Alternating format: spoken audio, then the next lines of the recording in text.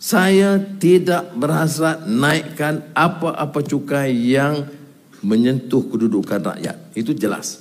Jadi sekarang kita telah merangka pemotongan subsidi bagi golongan tersebut.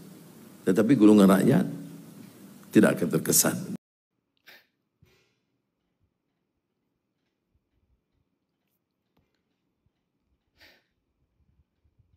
Sejujurnya saya dah malas dah nak ulas segala penipuan dia ni.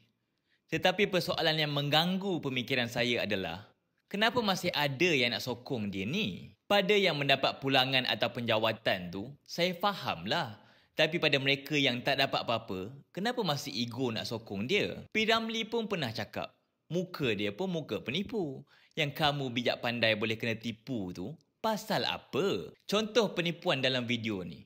Katanya kerajaan tidak akan membebankan rakyat dengan cukai. Tapi itu hanyalah atas dasar.